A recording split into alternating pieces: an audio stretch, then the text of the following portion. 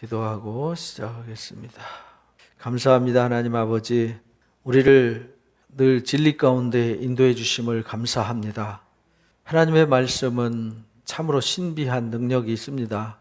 말씀 속에서 살아계셔서 역사하시는 하나님이 우리가 말씀을 들어 마음으로 깨달을 때 우리 혼과 영과 관절과 골수를 찔러 쪼개어서 우리를 새롭게 변화시키고 온전케 하시는 능력이 있습니다. 하나님 아버지, 오늘도 그 말씀 앞에 우리가 섰습니다. 우리를 다듬어 주시고 우리를 새롭게 하여 주옵소서. 하나님의 능력으로 옷 입고 은혜로 옷 입고 이제 하나님과 동행하는 의인들이 되게 하여 주옵소서. 그래서 하늘 뜻이 우리 삶을 통해서 다 이루어지게 하여 주옵소서. 갈수록 세상이 어두워져 가는 때를 우리가 살아가고 있습니다. 갈수록 하나님의 말씀을 가까이 하지 못하게 하고 말씀을 깨닫지 못하게 혼란과 완악함으로 사탄이 역사하고 있는 이 때에 우리는 늘 깨어서 주의 말씀을 가까이 하는 시냇가에 심겨진 나무와 같은 자들이 되게 하여 주옵소서. 그래서 날로 더 성숙해지고 온전한 그리스도의 신부로 잘 준비된 은혜자들 되게 하시고 날마다 두루마기 옷을 빨아 입어서 예수 그리스도의 인격과 성품으로 놀랍도록 변화받아서 우리 주님 앞에 설 때에 흠도 없고 점도 없고 티도 없이 온전한 자들로 세워지게 해 주옵소서. 오늘부터 시편의 말씀을 나눕니다. 하나님께서 시편을 통해서 우리에게 무엇을 말씀하시려고 하시는지 그 말씀의 가르침을 가슴에 깊이 새기고 우리도 다윗처럼 엎드려 하나님을 경외하고 사랑하고 의지하고 오직 하나님 앞에 매달려 나아가는 은혜자들만 되게 하여 주옵소서. 성령 하나님, 이 시간도 주관하심을 믿사오며 예수님의 이름으로 기도합나이다. 아멘. 오늘부터 이제 시편의 말씀을 함께 나눕니다. 이 시편의 말씀은 정말 신비한 능력이 있습니다. 다윗이 살면서 자기 삶을 하나님 앞에 드리고 그 삶 속에서 쏟아져 나온 이야기가 시편이에요. 다윗이 쓴 시가 가장 많죠. 근데 오늘 시편에 대한 가장 기본적인 것을 함께 먼저 나누도록 하겠습니다. 우리는 이제 시편이라고 말을 하는데 이 시편은 우리 말로 번역을 해서 시편이고 원래는 히브리 말로는 테힐림이라고 그래요. 테힐림, 찬양들이라는 뜻이거든요. 림자가 붙으면 이제 복수예요. 원래는 세페르가 책이라는 뜻이거든요. 파림, 세페르 이렇게 말하는데 스파림이라는 책들이라는 뜻이에요. 책들. 어떤 책이냐? 찬양의 책들. 그래서 찬양의 책을 시편이라고 우리가 이렇게 번역을 했어요.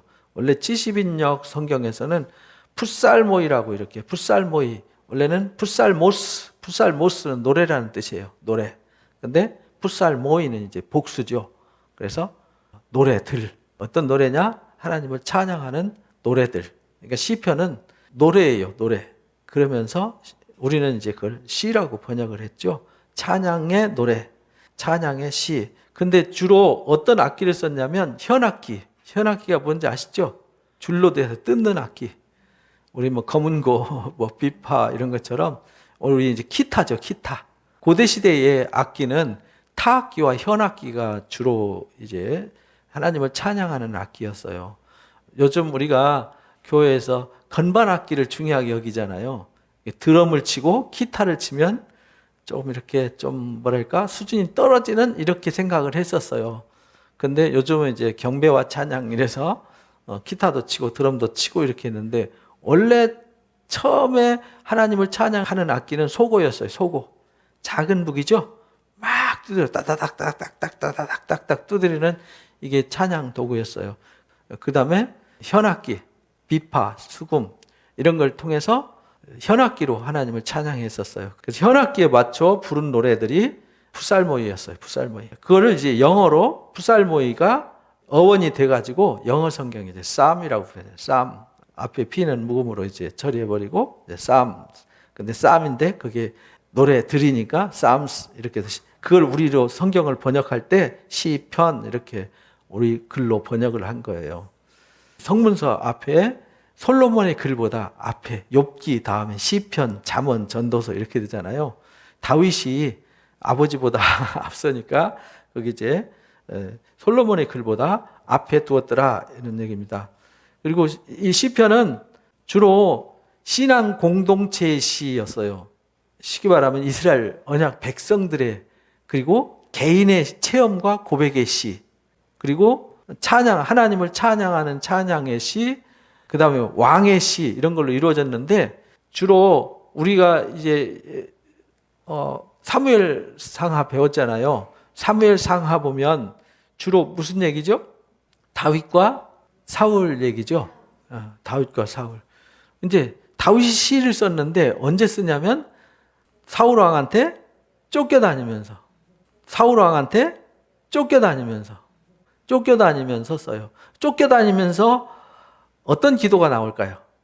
쫓겨다니면서 써요. 쫓겨다니면서 어떤 기도가 나올까요? 우리가 누군가에게 위협을 당해가지고 쫓겨다녀요. 그러면은 어떤 찬양과 시가 나올까요? 도와달라는 시, 그죠? 위기에 처하니까 하나님 도와주세요 라는 도움의 시, 그리고 위험에서 건져주셨어요. 그러면 감사의 시, 그죠? 감사와 찬송의 시, 이렇게 나오는 거예요. 그러니까 우리가 시편을 보면서 도망다니면서 쫓길 때는 보호해 주시기를 간구하는 간구의 시, 그 다음에 내 힘으로 어떻게 할 수 없어서, 피할 길이 없어서 막 가슴을 치면서 탄식하는, 그렇잖아요. 남이 나를 공격하고 나는 피할 길이 없어서 막 안타까울 때 탄식하면서 부르짖는 시, 보호해 주기를, 그래서 피할 곳이 누구밖에 없어요? 하나님밖에 없어요. 그래서 하나님이 피할 바위요 산성이요 요새가 되시는 시, 이런 걸 쓰는 거예요. 그 다음에 구원해 주셨으니까 감사의 시, 찬송의 시. 그 다음에 뭔가 풀어가야 돼요. 그러면은 그 풀어갈 때 뭐가 필요하죠? 지혜가 필요하죠. 그래서 하나님의 지혜를 간구하는 시, 이런 시가 주로 있어요. 그리고 이제 다윗이 우리아 안에 밧세바 사건을 해가지고 뭘 짓죠? 죄를 져요. 죄를 지면 뭔 시를 쓰겠어요? 회개하는 거죠. 하나님 앞에 회개의 시. 6편, 32편, 38편, 51편, 102편, 그 다음에 130편, 143편, 이래가지고 회개의 시가 등장하게 됩니다. 그래서 공동체의 시도 있고 개인의 체험과 고백의 시로 이루어지고, 그 다음에 주로 탄식 시가 많아요. 왜냐하면 위기에 처했을 때 늘 하나님을 의지하는 시, 그래서 하나님을 부르짖는 시이기 때문에.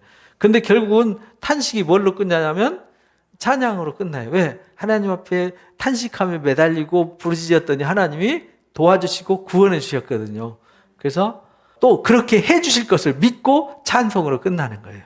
아직 이루어지지 않았지만 하나님이 구원해 주시고 하나님이 막아주시고 해결해 주실 것이다 라는 기대를 가지고 감사 찬양하는 시예요.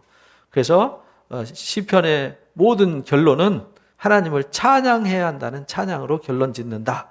그 다음에 시편은 하나님의 백성들, 하나님을 섬기는 백성들이 일상의 삶 속에서 하나님의 큰 은혜와 능력을 체험하고 신앙을 고백하는 신앙의 고백시, 그 다음 한 줄기 희망을 바라보고 매달리는 간절한 간구의 시. 42편 말씀 잘 아시죠? 목마른 사슴이 시냇물을 찾듯이 내용이 주를 찾기에 갈급하나이다 라는 그 간구의 시. 어떤 시는 하나님 왜 조용하십니까? 왜 잠잠하십니까? 왜 아무 일도 안 하시고 계십니까? 하면서 애타게 부르짖는 시. 어떤 시는 13편 같은 경우에는 내가 사망의 잠을 잘까 두렵습니다. 왜냐하면 하나님이 내가 고난당하고 막 환난당하는데 아무 응답도 없으시고 잠잠하시니까 사망의 잠을 잘까 두려워요. 그 14편을 보면 어떤 사람들 하나님이 없다고 막 무시하고 하나님이 없는 것처럼 자기들을 향해서 다가오니까 그 하나님 없다는 사람들은 어리석은 것이다 라는 찬양시를 써요. 그래서 각 장별로 다 주제가 있어요. 그래서 그런 것을 우리가 배워가는 겁니다. 또 하나님의 큰 구원을 베풀어 주셔서 기뻐 갖고 찬양하면서 찬양했던 시, 그 다음에 죄져 가지고 회개하는 회개의 시, 또 오면 하나님의 영광과 위엄을 찬송하는 찬송시, 이렇게 이제 만들어져 있어요. 그래서 신앙생활에 우리에게 큰 교훈을 주는 시, 그 다음에 위로와 영감을 주는 시, 그 다음에 예배 때에 하나님 앞에 신앙 고백과 찬양으로 나갈 수 있도록 돕는 것이 시편이에요. 그러니까 시편이 굉장히 중요하죠. 우리 예배 시간에 성시 교독 이런 거 할 때도 있잖아요. 우리 교회는 안 하는데 성시 교독할 때 보면 뒤에 주로 시편으로 이루어져 있죠. 그래서 예배 때 신앙 고백과 찬양의 책으로도 사용을 하고요. 근데 시편을 자세히 보면 이 시편 구조가 있어요. 시편은 머릿말에 그 시를 쓴 저자와 그 시를 쓰게 된 배경을 설명해요. 그래서 여기 가로쳐놔 놓고 다윗이 압살롬을 피할 때에 쓴 시, 이렇게 3편에 보면 그렇게 가르쳐놨죠. 뭐 51편에 이렇게 하면서 죄짓고 바세바의 사건으로 죄짓고 회개할 때 쓴 시, 뭐 60편, 61편 이런 데 보면 이제 광야에서 도피하면서 쓴 시, 뭐 이렇게 거기다 제목을 이렇게 달아놨어요. 머릿말에 따른 시편의 저자는 그렇게 누구의 다윗의 시, 고라의 시, 아삽의 시, 솔로몬의 시, 모세의 시, 뭐 이렇게 저자가 기록이 돼 있죠. 작자 미상이 있고 저자가 쓰여져 있는 게 있어요. 저자가 쓰여져 있는 것이 거기에 이제 6명이 등장해요. 6명 중에 다윗, 고라, 아삽, 솔로몬, 에단, 모세, 나머지 작자 미상. 근데 작자 미상은 거의 대부분 다윗의 시로 이렇게 봐요. 왜냐하면 신약 성경에서 작자 미상인데 이건 다윗의 시야 라고 소개를 하기도 하거든요.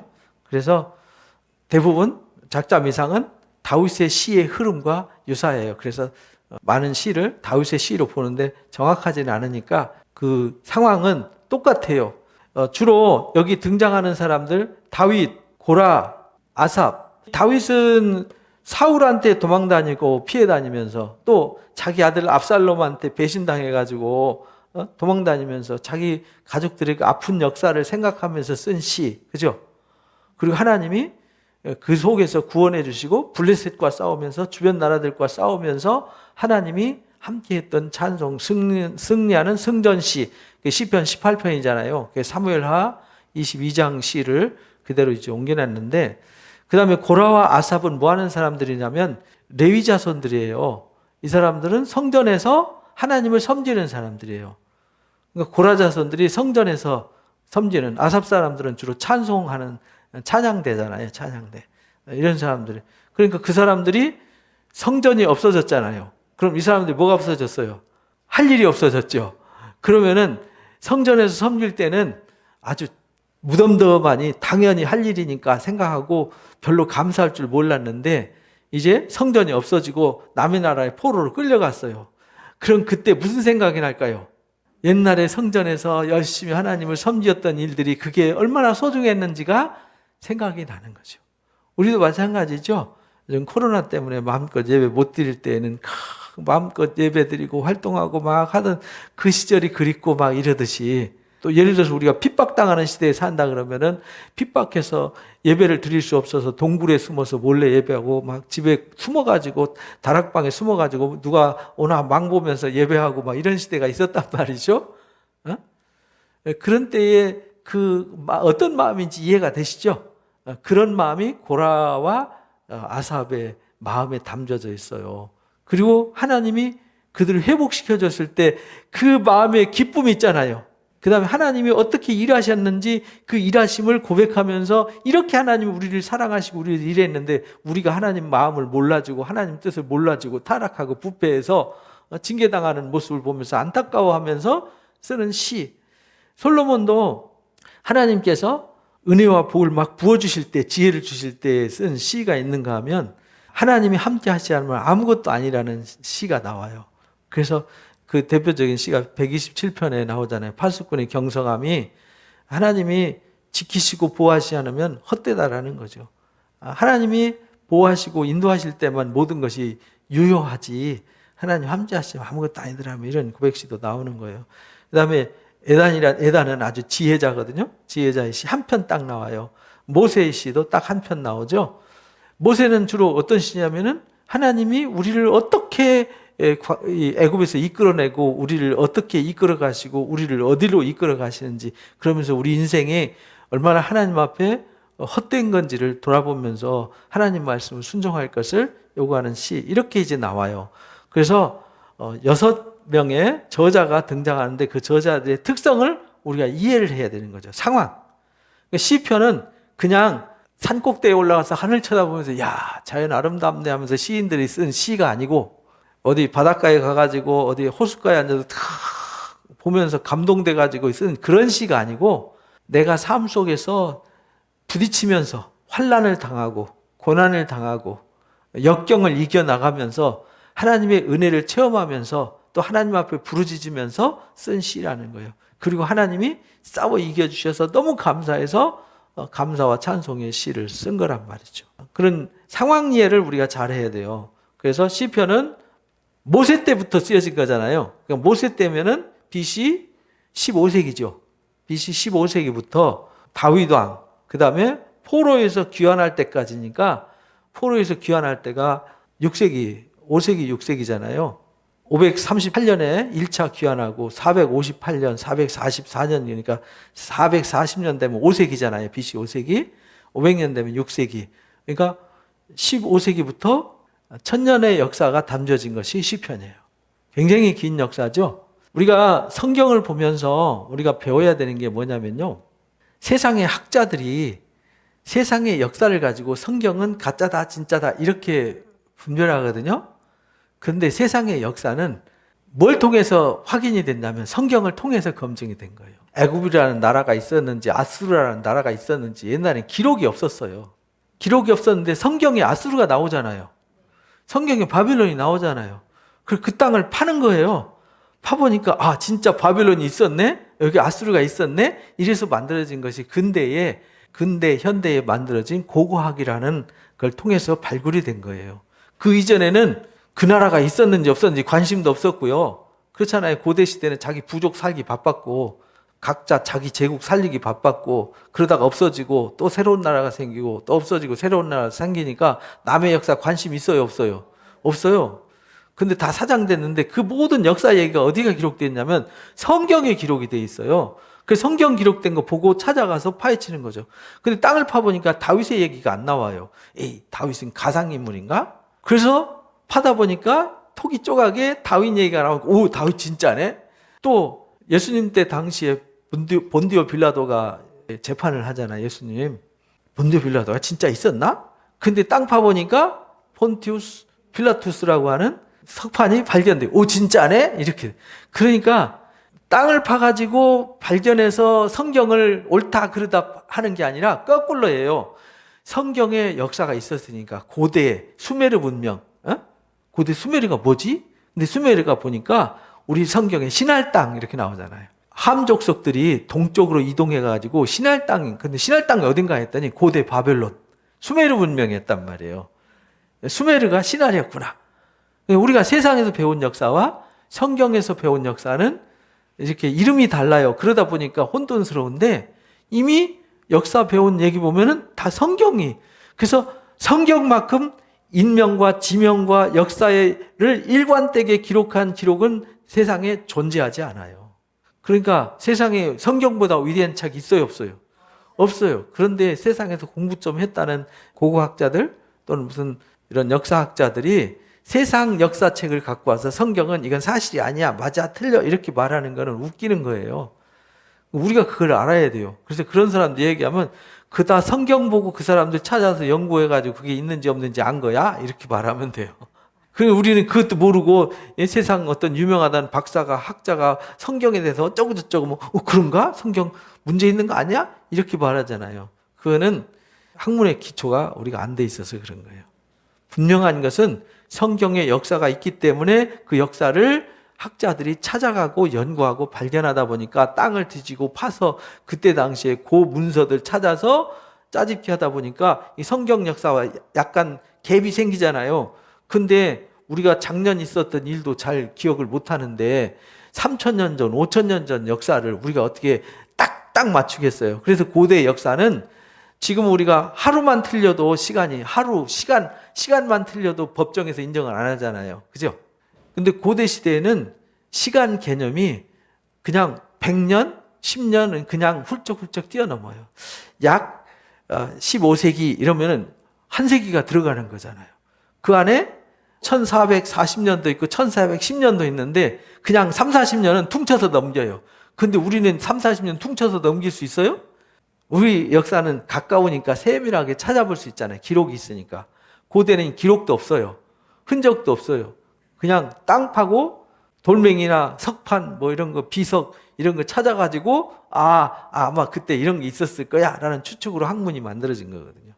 그러니까 우리가 이 성경이 얼마나 위대한 책인지를 알아야 돼요. 그래서 시편이 천년 역사가 기록되어 있다는 얘기는 이게 정말 대단한 책이다. 그러니까 천년 역사 속에 하나님이 간섭하시고 하나님의 손길이, 하나님의 손때가 묻어서 하나님이 그들 속에서 일하신 하나님의 일이 기록된 거다. 이걸 이제 이해를 하셔야 된다는 거예요. 그래서 그 속에 하나님의 사랑이 뜨겁게 녹아져 있는 책이다. 그 은혜와 사랑을 찬양하는 찬양과 감사와 간구의 시라는 것을 우리가 알고 시편을 공부해야 된다. 총 5권으로 이루어져 있어요. 시편은 그냥 시편 한 권이 아니라 5권으로 쪼개져 있어요. 그래서 제1권, 제2권, 제3권, 제4권, 5권 이렇게 나오는데 1권은 여기 1편부터 41편을 1권이라고 그래요.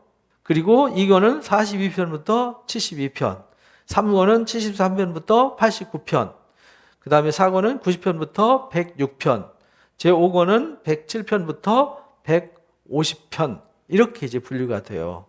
그러니까 이 시편을 우리가 잘 분류를 할 줄 알아야 돼요. 근데 이거 분류한 이유는 시편을 모았잖아요. 이렇게 모아가지고 분류를 해놓을 때에는 다 이유가 있어요.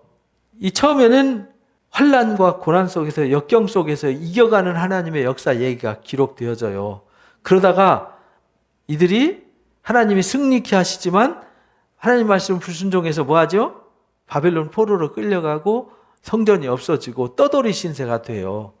그러면 그 속에서 그들이 또 이겨나가는, 그래서 하나님의 신앙을 다시 회복하고자 하는 간절한 마음이 생기죠.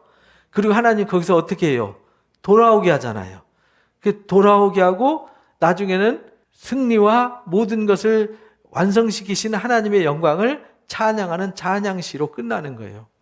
처음에 하나님의 역사가 시작해서 역경을 겪는 것부터 시작해서 싸워서 이기고 승리한 시, 그러다가 부패하고 타락해서 병들고 그래서 매맞는 시, 그러다가 그들이 포로로 갔다가 거기서 환난을 겪고 이기고 다시 하나님의 은혜와 능력으로 이끌림 받는 시, 그리고 영광을 찬양하는 시, 이런 과정이 기록된 거예요. 그래서 모세오경처럼 5권으로 구분해서 쓴 거예요. 모세오경도 창세기 구분하고, 원래 한 권의 책이에요. 모세오경이 이제 창세기, 출애굽기, 레위기, 민수기, 신명기, 이게 5권이잖아요. 이거 원래는 한 권의 책이에요. 한 권의 책인데 우리가 읽기 쉽고 뭔가 이해하기 쉽게 하기 위해서 분리를 시킨 거예요. 하나님이 시작한 역사, 뭘 시작했냐? 만물을 시작했어요. 그죠? 사람을 시작했어요. 죄가 시작되었어요. 하나님의 언약의 역사가 시작되었어요. 그게 이제 시작의 책이잖아요. 그죠? 근데 하나님이 그 언약을 구체화시키기 위해서 언약 백성들을 여기 이제 창세기에서 요셉이 먼저 애굽으로 가가지고 야곱의 12지파가 70명이 거기 가서 창성하고 번성하잖아요. 그 번성해서 여기서 하나님이 그들을 이끌어내는 얘기, 그것이 이제 출애굽기란 말이에요. 근데 레위기는 뭐냐면 이제 그들을 끌어내셔가지고 하나님이, 그들이 하나님이 되어주시고 이들은 그들의 백성이 되어지게 하는 거죠. 그래서 제사 얘기가 쓰여지는 거예요. 제사라는 말은 무슨 말이냐면 단절된 하나님 관계를 거룩하게 회복시키는 회복의 얘기예요. 레위기 얘기는 거룩한 회복의 이야기란 말이에요. 그리고 민수기는 그 과정이죠. 하나님이 이끌어내셨어요. 그리고 이들에게 거룩한 회복의 역사를 가르쳐 줬는데 그들이 광야 생활을 하면서 광야 생활을 쓴 거예요. 광야 생활은 과정이잖아요. 과정을 통해서 이들이 왜 이 광야를 가야 됐는지, 광야를 통해서 또 하나님이 인간의 모습을 비춰주는 거죠. 그러면서 광야 생활 끝나고 나니까 마지막 돌아보게 하는 거죠. 돌아보고 반복해서 이 하나님이 출애굽기와 레위기와 민수기 이야기를 다시 반복해서 교육을 하는 거예요. 반복 설교. 그래서 모세가, 이 신명기는 모세가 3편의 설교를 해요. 3편의 설교. 첫 설교는 하나님께서 애굽에서 어떻게 이끌어내셨는지 잊지 마라. 그리고 두 번째는 왜 하나님 말씀을 주셨는지 잊지 마라. 마지막은 하나님이 너희를 축복하기 위해서 부르셨다. 너희는 그러니까 이 말씀을 떠나지 말고 혹시 너희가 말씀을 떠났더라도 회개해야 돼. 회개하고 돌아오면 하나님이 회복시켜 줄 거야. 그리고 너희들은 본래 이런 완악한 존재야. 미리 얘기하는데 너희들은 가면은 분명히 부패하고 타락해서 다른 신을 섬길 거야. 그런데 하나님이 그 가운데서 역사해서 너희들을 다시 치유하고 회복시켜 줄 거야. 그걸 노래로 만들어서 가르쳐 줘요. 미리 예언하는 거죠. 미리 가르쳐 줘요. 그래서 그들을 축복해요. 축복으로 끝나는 거죠. 신명기 얘기예요. 이것처럼 시편도 똑같은 구조를 가지고 있다는 거예요. 1권, 2권, 3권, 4권, 5권. 그래서 여기는 1편부터 41편. 여기는 42편부터 72편. 여기는 73편부터 89편까지. 4권은 90편부터 106편까지. 그 다음에 여기는 107편부터 150편까지. 이래가지고 여기는 주로 다윗의 시예요. 1권은. 2권과 3권은 주로 고라와 아삽 사람들의 시예요. 그리고 4권은 이제 모세의 시와 함께 다윗의 시. 그 다음에 할렐루야 찬송시예요. 주로 111편부터 118편까지 할렐루야 시. 119편에 말씀의 시. 119편은 176절까지 있어요. 놀라운 일이죠. 1절부터 8절까지 한 챕터예요. 알파벳, 히브리 알파벳이 22개인데 22개, 히브리 알파벳 22개를 써요. 말씀이 중요한 것을 강조하는 거죠. 히브리 알파벳이 22개인데 8절씩. 그럼 몇 절이죠? 176절로 돼 있어요. 그것도 알파벳 순서대로 8절씩. 하나님의 말씀과 하나님의 그 말씀의 위대함은 인간이 가진 모든 언어로 다 표현해도 부족함이 없는 거예요. 히브리 말 알레프로 시작해서 마지막 끝자가 타우거든요. 그 알파벳 순서대로 다 써요. 8절씩. 그래서 그 말씀의 위대함을 찬양해요. 그리고 120편부터 134편까지는 성전으로 올라가는 시예요. 왜냐하면 그들이 바벨론 포로로 끌려갔다가 뭐 하는 거죠? 돌아와요. 그래서 그들이 절기 때 성전으로 올라가면서 부르는 시, 바벨론 포로에서 돌아온 것을 기념하면서 성전에 올라가는 시, 이렇게 되는 거예요. 그런 구분이 이렇게 딱딱 돼 있어요. 그러니까 이거를 우리가 시편을 공부하면서 반복해서 제가 계속 강조를 하고 각 장마다 주제가 있어요. 각 장마다 주제와 특징이 있는데 그것을 제가 하나씩 설명을 드릴 거예요. 그러면은 여러분 시편은 암기하기 쉽도록 이렇게 돼 있어요. 구조가. 근데 지금은 되게 어려워요. 처음 공부하면요. 뭐 앞에 1권 읽은 거나 2권 읽은 거나 3권 읽은 거나 그게 그거 같고 거기서 거기 같고 막 처음에는 혼돈스럽거든요. 근데 많이 읽다 보면은 각 장별로 각 챕터별로 주제가 딱딱 돼 있어서 우리가 기억하기 쉽도록 해놨어요. 그래서 그 특징을 살펴보면은 시편이 너무 재밌어요. 그래서 시편을 그렇게 한번 공부하도록 하겠습니다. 그렇게 해서 여기 1권은 시편이 150편 전체 결론이고요. 1편과 2편이 서론이에요. 서론과 결론. 이 서론을 잘 봐야 되죠. 서론을 잘 봐야 그 다음 전개되는 걸 알 수 있고요. 그 다음 150편은 결론이죠. 결론은 뭘로 끝나냐? 호흡 있는 자마다 여호와를 찬양하라로 끝나요.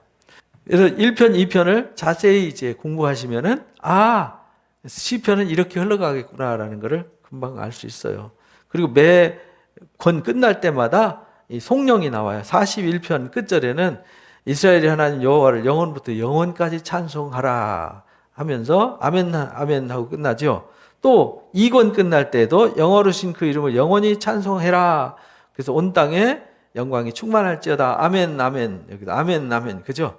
또 3권 끝날 때도 여호와를 송축하라. 아멘 아멘. 이렇게 끝나고요. 4권도요. 여호와 이스라엘의 하나님의 영원부터 영원까지 찬양하라. 모든 백성들아 아멘 할지어다. 할렐루야. 이렇게 끝나고요. 마지막 150편에는 호흡 있는 자마다 여호와를 찬양하라. 할렐루야. 이렇게 끝나요.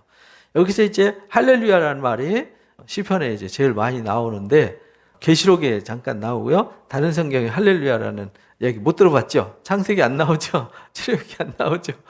이 할렐루야라는 말은 하나님을 찬양하자는 뜻이에요. 여호와를 찬양하라. 할렐루야. 할렐이 이제 찬양이거든요. 그러니까 야는 여호와의 약자예요. 그러니까 여호와를 찬양하라. 이게 이제 할렐루야예요. 그러니까 할렐루야 이러면 하나님을 찬양합시다 이런 말이에요. 그래서 이제 시편 서론격에 해당하는 제1편, 2편 이걸 이제 공부를 해야 됩니다. 이 시편 전체 서론과 같고요. 146편부터 150편까지는 할렐루야 찬양으로 시작하는 시편의 결론부에 해당한다. 모세 오건처럼 읽게 만들어졌다라는 거죠. 시편 1편에서부터 토라, 모세 오경인 율법을 쥐하러 묵상하는 자가 복이 있다라는 것을 가르쳐요. 시작부터 모세오경 시작하듯이 토라라는 말은 가르침이라는 뜻이에요. 하나님이 우리한테 토라를 주셨어요. 이 말을. 하나님이 우리한테 가르침을 주셨어요. 이런 말이에요. 그러니까 우리는 토라를 순종해야 된다. 율법을 쥐하러 묵상한다는 말은 하나님의 가르침을 쥐하러 묵상해야 된다. 이런 말이죠. 우리 신약 성경에 나오는 율법 이렇게 말하면 나쁜 의미로 많이 이렇게 좀 안 좋은 이미지로 쓰잖아요. 왜냐하면 바리새인들이 또는 사두개인들이 율법을 가지고 장난을 많이 치니까 이제 부정적인 이미지로 쓰고 또 율법과 은혜에 대해서 설명하다 보니까 율법은 나쁜 거, 하나님의 은혜, 십자가의 도는 뭐 좋은 거 이렇게 되는데 그런 뜻이 아니고요. 율법도 선한 거고 좋은 거예요. 그 로마서 7장에서 말하는 율법이 나쁜 게 아니에요. 누가 나쁜 거죠? 사람이 나쁜 거죠. 사람이 불의하고 악한 거지 율법은 선한 거예요. 갈라디아서도 그렇게 설명을 하잖아요. 율법이 나쁜 게 아니라 율법을 주신 목적은 인간이 죄인이라는 사실을 알게 해주려고 쓴 거니까 율법은 거룩한 거죠. 율법은 나쁜 게 아니라 거룩한 거예요. 그래서 율법을 통해서 죄인임을 깨달아야 되는데 죄인임을 깨닫지 못하고 율법이 매여버리니까 율법이 종이 돼버리잖아요. 율법이 가르치는 건 뭐냐면 너는 죄인이야, 너는 사망에 이를 자야 라고 했는데 거기에 매여있으면 율법을 따라가면 어디에 이르러요? 사망에 이르게 되는 거예요. 죄의 종이 되는 거죠. 근데 율법을 통해서 우리는 죄인이야, 사망에 이를 존재야 했는데 그 상태에 머물러 있지 않고 답을 주셨잖아요. 그래서 예수님을 보내주신 거야. 그래서 예수님은 율법을 해결해 주시러 왔어. 완성하러 오셨어. 그래서 예수님을 만나면 율법이 완성이 되는 거예요. 그래서 죄인이 의인이 되어지고 사망에 이를 자가 영생에 이를 자. 그래서 사망에서 생명으로 옮겨지는 역사가 있게 되는 거다라는 걸 우리가 공부하게 되는 거예요. 그래서 오늘부터 이제 본격적으로 시편 말씀을 함께 공부하도록 하겠습니다. 시편 이 서론 이야기는 제가 쓴 그 성경 파노라마 책에 있는 내용이에요. 그걸 참고하시면 되겠습니다. 책 없으시면 제가 갈 때 한 권씩 드리겠습니다. 자, 보니까 시편 1편 서론이잖아요. 서론 첫 시작부터 복 있는 사람에 대해서 얘기해요. 복 있는 사람. 복 있는 사람이 어떤 사람이 복이 있냐면 악인의 길을 따르지 않는 사람이 복이 있고 죄인의 길에 서 있지 않는 사람이 복이 있고 오만한 자의 자리에 앉지 않는 자가 복이 있어요. 이 말은 무슨 뜻이냐면 복이 있는 사람은 분별력이 있어요. 어떤 분별력이냐? 설 자리, 앉을 자리를 구분해요. 그런데 뭘로 구분하느냐? 오직 여호와의 말씀을 뭐하죠? 즐거워해요. 율법이란 말은 모세오경이니까 당시의 성경은 모세오경이 성경이었어요. 그러니까 하나님의 말씀 이렇게 해석을 하셔야 돼요. 하나님의 말씀을 즐거워해요. 하나님 말씀을 즐거워해서 그 말씀을 뭐하죠? 쥐하러 묵상하는 자예요. 그 쥐하러 묵상하고 즐거워하니까 아, 내가 저기는 낄 자리, 안 낄 자리, 머물 자리, 머물지 않아야 될 자리, 함께 할 자리, 함께 안 할 자리 알게 된다는 거죠. 복이 있는 사람은 그래서 죄인들과 함께 하지 않아요. 그 다음에 악인들의 생각과 악인들의 삶에 동화되지 않아요. 오만한 자들과 함께 하지 않아요. 앉는다는 말은 그들과 같은 생각, 같은 뜻을 가지고 같이 섞어져서 사는 것을 앉았다 이렇게 말하는 거잖아요. 우린 어디에 앉냐면 하나님 앞에 앉는 거죠. 하나님과 함께 앉는 거죠. 왜냐하면 그래야 우리가 뭐 할 수 있어요? 어둠과 빛을 구별할 수 있어요. 그래서 이 시편의 말씀은 정말 놀라운 지혜를 주시는 거예요. 그래서 시작부터 분명하게 가르치는 것, 복 있는 사람은 따로 있다. 복 있는 사람은 하나님의 말씀 뭐 하는 사람? 즐거워하고 율법을 쥐하러 묵상하는 자. 그런 사람들은 악인의 길을, 죄인의 길, 오만한 자들과 함께 동행하지 않고 그들을 떠나서 하나님을 즐거워하고 하나님을 기뻐하는 삶을 살기 때문에 어떤 사람이 되냐면 시냇가에 심은 나무와 같이 돼요. 시냇가에 심긴 나무는 특징이 있어요. 어떤 특징이 있죠? 항상 공급이 이루어져요. 공급이 이루어지니까 뭐가 마르지 않아요? 잎사귀가 마르지 않아요. 그래서 철을 따라서 열매를 맺고 잎사귀가 마르지 않아요. 그 말은 그가 하는 모든 일이 형통하게 된다라는 것을 해석하는 거예요. 그러니까 우리가 하나님의 말씀을 즐거워하고 그 묵상해서 산다는 말은 하나님으로부터 지혜가 공급되어지고 사랑이 공급되어지고 은혜가 공급되어지고 능력이 공급되어지기 때문에 항상 시냇가에 심긴 나무처럼 잎사귀가 마르지 않는다. 우리 삶이 메마른 삶, 죄인의 길과 악한 사람들의 길과 오만한 자들과는 구별된 삶을 살아가게 되는 거다라는 걸 가르쳐 주세요. 그래서 항상 열매를 맺어요. 그 말은 우리가 하나님의 말씀을 공급받아서 그 말씀으로 세계를 보고 그 말씀으로 살아가니까 그 결과를 누가 만들어 주세요? 하나님이. 나무는 시냇가에 심겨져서 공급이 이루어졌을 뿐인데 하나님이 만들어 놓은 법칙과 섭리를 따라서 성장하고 이파리가 만들어지고 열매가 만들어지잖아요. 그건 내가 열매 만들어내야지 되는 것이 아니라 하나님 것이 공급되어져서. 그래서 우리가 요한복음 15장을 중요하게 여기라고 그랬잖아요. 예수님은 포도나무고 우리는 뭐죠? 가지. 가지가 나무에 붙어 있으면 어떤 현상이 일어나죠?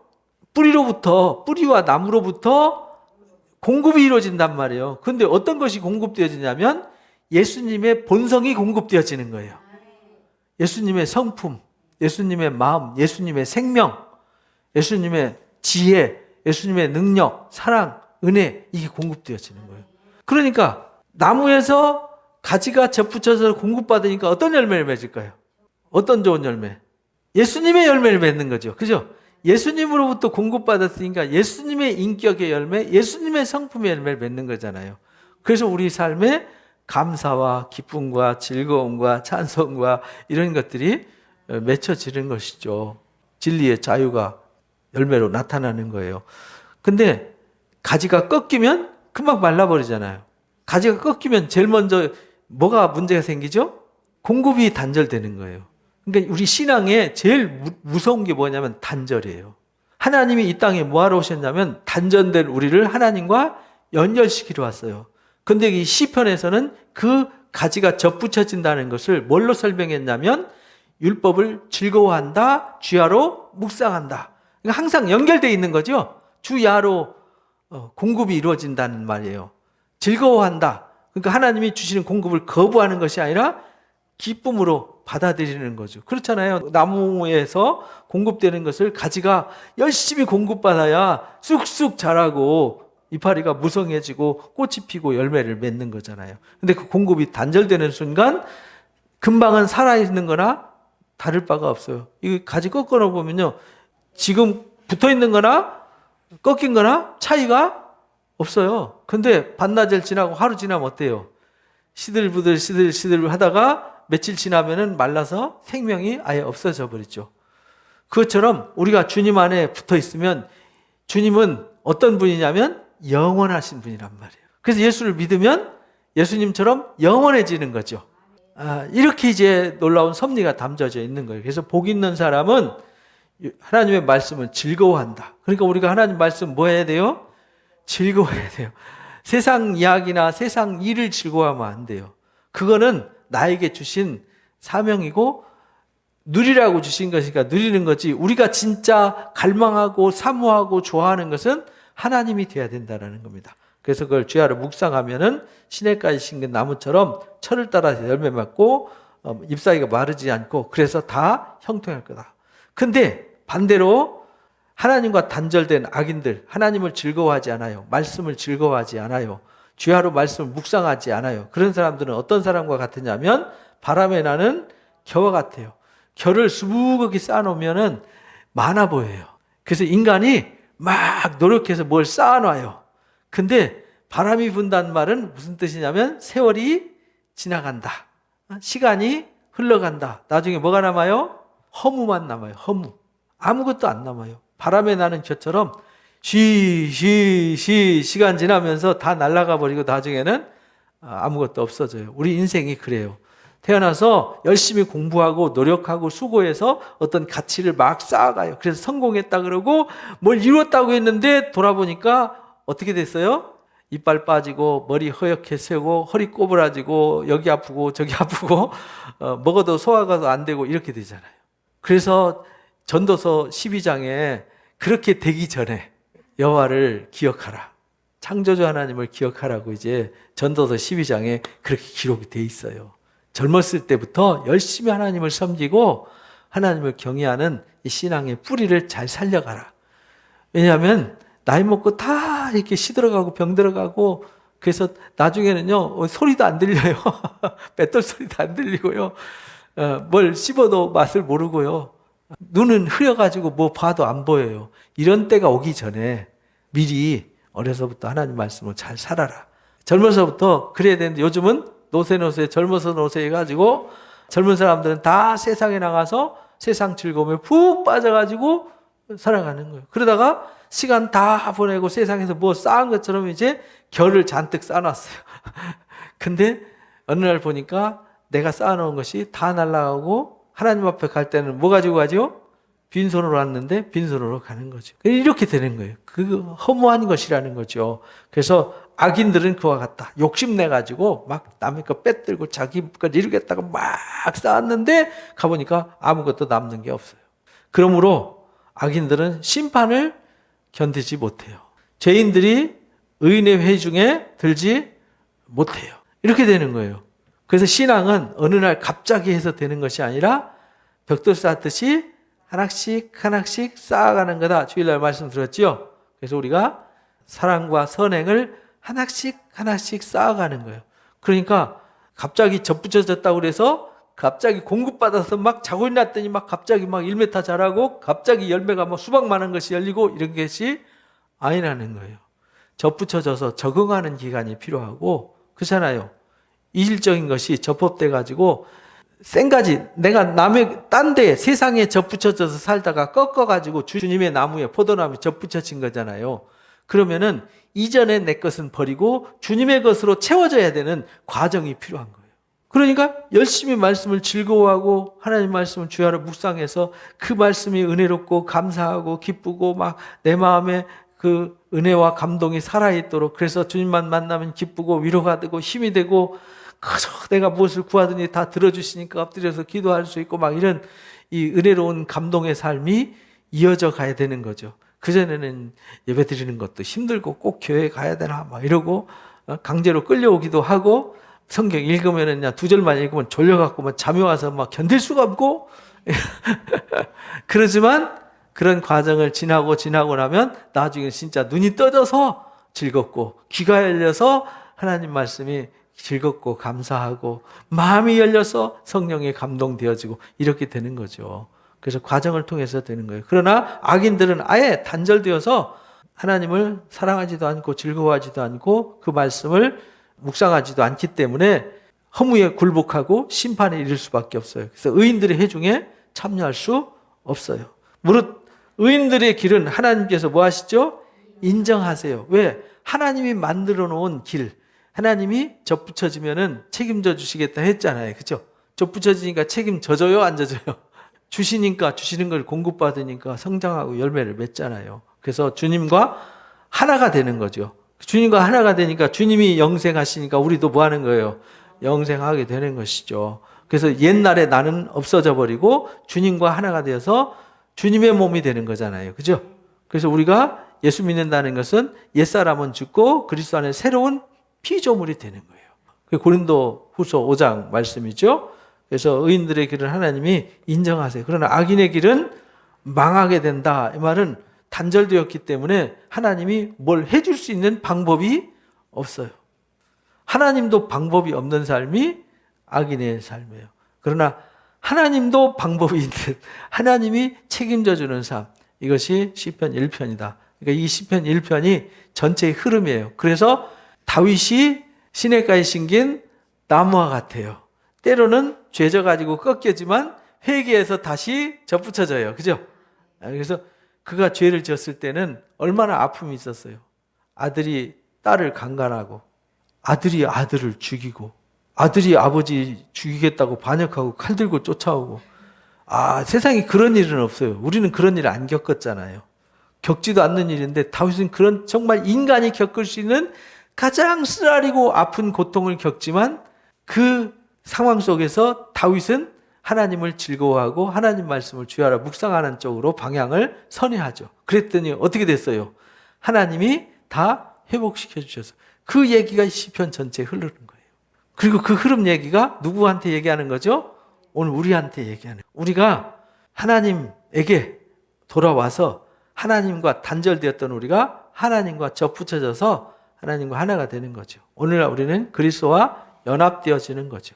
그리스도와 연합되어져서 그리스도의 생명과 그리스도의 능력과 영광이 우리에게 상속되어지는 거예요. 신앙은 상속되어지는 겁니다. 그래서 예수님이 마지막 요한복음 17장을 마지막 예수님이 제사장 역할을 마무리하잖아요. 십자가 지시는 사건 앞에서 자기의 모든 전 삶을 쏟아서 기도해요. 그래서 대제사장의 기도 이렇게 말해요. 예수님이 우리를 위해서 자신을 내어주는 기도를 하셨는데 그 기도 내용 중에 첫 챕터가 뭐냐면 하나님과 예수님을 아는 것이 생명을 얻는 비결입니다. 이렇게 말해요.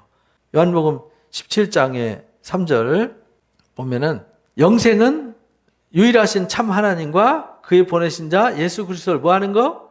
아는 것입니다. 이렇게 말해요. 안다는 말은 무슨 말이냐면 하나님과 예수님 안으로 들어와서 하나님과 예수님과 접붙여진 상태를 안다 이렇게 말해요. 그러니까 우리가 하나님을 알려면 하나님을 경험해야 하나님을 알 수 있는 거잖아요. 예수님을 경험해야 아는 거지 그냥 머리로 들어서 인식하는 건 아는 게 아니에요. 내가 하나님을 알아요. 예수님을 알아요. 무슨 뜻이냐면 내가 모를 때는 그리스도 밖에 있었는데 알고 나니까 그리스도 안으로 들어와서 그리스도와 접붙여져서 그리스도와 하나가 될 때 우리가 뭘 얻게 되냐면 영생을 얻게 돼요. 하나님과 하나가 되어서 하나님과 연합되어질 때 우리가 하나님의 생명과 하나님의 모든 영광을 상속받아요. 공급되어진다는 말은 상속되어진다는 거잖아요. 이렇게 되는 거예요.